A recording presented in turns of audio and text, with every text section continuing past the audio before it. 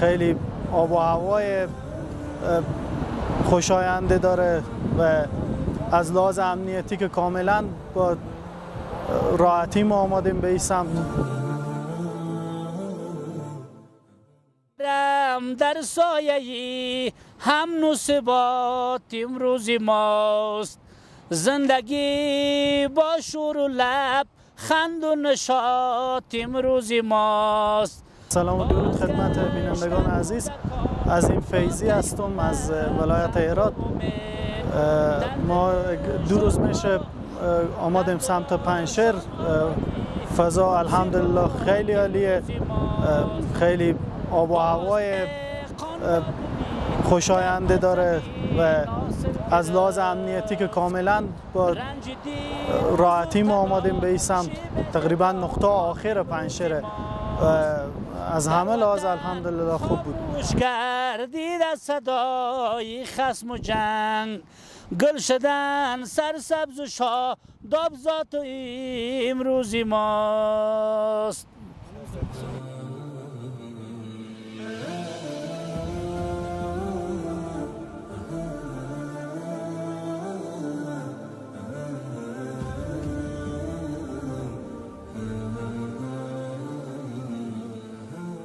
نظر به نیازی که در حالت موجوده در بخش سیاحت موجود بود و خاصتا در ولایت پنجشیر سیاحین ملی و بین المللی زیاد این وقتا به پنجشیر می آمدند. پس ما هم یک نیاز مبرم دیدیم تا در این عرصه سرمایه گذاری کنیم. به خاطر امروز موفق شدیم که بیایم همینجا یک گست هاوس بسیار مجهز با امکانات بسیار مجهز که در سطح پنجشیر تا حال بدیل نداشته امروز افتتاح کنیم و سرمایه گذاری کنیم و انشالله برای سرمایه گذاری های بیشتر آمادگی داشته باشیم، با خاطر که الحمدلله امنیت و ثبات کامل در کشور پابرجا شده و این یک فرصت بسیار عالی و همون فرصت دلخواه تاجران و سرمایه گذاران است دیگه. با همین خاطر انشالله این اولین قدم بود که ما توانستیم در بخش سرمایه گذاری امروز یک قدم در بخش سیاحت مخصوصا پا نهیم یک قدم بگذاریم.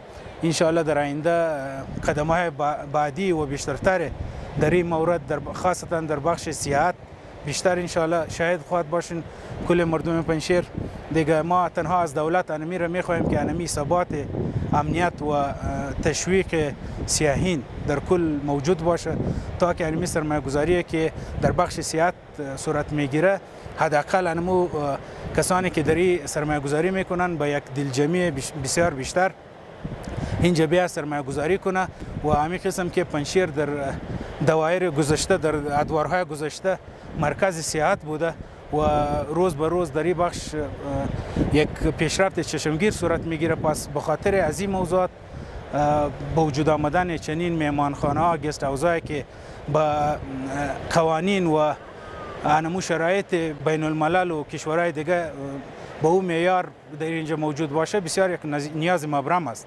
با همین خاطر امروز ما یک اقدام کردیم. خود ثبات امنیت که در یک منطقه حاکم باشه خودش یک بسیار نشان دهنده یا یک عنصر اساسی برای سرمایه گذار است که باید اون سرمایه گذاری کنه.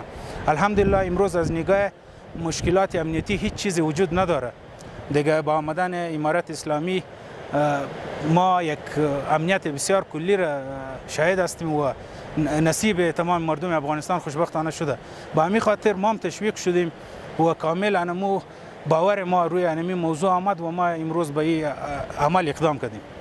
دقیقاً همکاری دولت هم بود، خود اداره ولایتی بود دیگه. انمی موضوعات ما به این بسیار امیدوار هستم اگر چنین اتفاقات صورت بگیره و چنین سیاحت باشه. این یکی از منابع خوب درآمد است. پس این خودش یک موضوع است که سرمایه گذاری بیشتر در این عرصه خدمت خواهد کردن و فعال خواهد شدن دیگه. انمی خاطر امیدوار هستیم اگر این موضوعات باشه ما شاهد از این هستیم بیشتر و بیشتر مردم خواهد آمدن و در اینجا مثل ما وری سرمایه گذاری خواهد کردن. دقیقاً ما نظر به سرویه که داشتیم یکی از آباد از او امنیت است دیگه ابعاد از این فیدبک است. وقتی که آدم یک سرمایه گذاری میکنه باید از او فیدبک مثبت در بخش سرمایه گذاری داشته باشه. از این نگاه ما کاملا مطمئن شدیم و دوستایی که اینجا سرمایه گذاری کردن کلشان انمی قسم از این فیدبک مطمئن بودن. پس به خاطر ما از تاجرایی که میخواین سرمایه گذاری کنن، چون از تاجر کارش سرمایه گذاری و پس فیدبک گرفتن از مو سرمایه گذاریشان است. فعلا پنجشیر با یکی از عناصر بهتر خاصتا در بخش سیاحت تبدیل شده. با همین خاطر ما از همه تقاضا میکنیم که پول خود در همینجا مصرف کنه. هم الحمدلله امنیت است، هم انمو فیدبک از کاری که میکنن پس ان شاء الله حاصل خواهد کردن.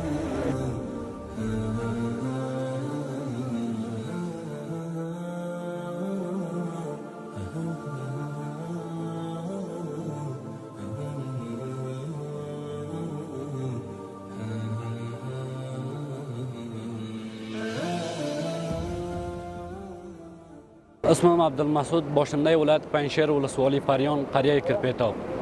بسیار خوب است از نگاه امنیت. امارت اسلامی بسیار خوب است دیگه. منظره و زیبایی همه چیز فعلا برابر است دیگه. یک هوای خوشایند، یک طبیعت برابر برای سیاحینی که در اینجا میآید. ما خوشحال هستیم از مردم و خصوصا از امارت اسلامی دیگه. فعلا هوا، منظره و تامین همه ان شاء الله برابر است. بله دیگه، روزای پنجشنبه و جمعه که است دیگه کاربار مردم رونق پیدا میکنه. چی که منظره یا خیمه یا دکانداری هر کسبی که باشه بسیار خوب است دیگه. برای ما خوشایند است.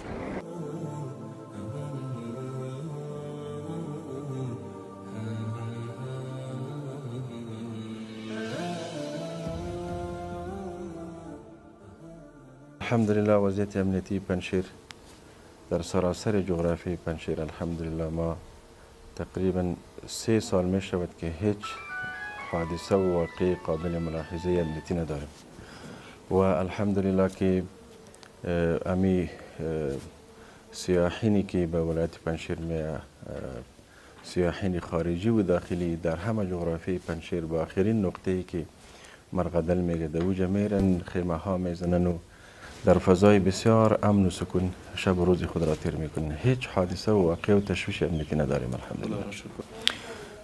به سطح ولایت پنجشیر ما 1-2 کمیسیون را ایجاد کردیم که یکی کمیسیون سم شکایت است و یکیم کمیسیون حل منازعات است. کمیسیون سم شکایت یگان شکایاتی که به سطح ولایت به پیش می آید. کمیسیون با صلاحیتی است که به وقت و زمان به مو شکایت رسیدگی میکنه که سبب امی کمیسیون و کارکردگی کمیسیون سبب ثبات ولایت پنجشیر شده، سبب ثبات امنیت ولایت پنجشیر شده.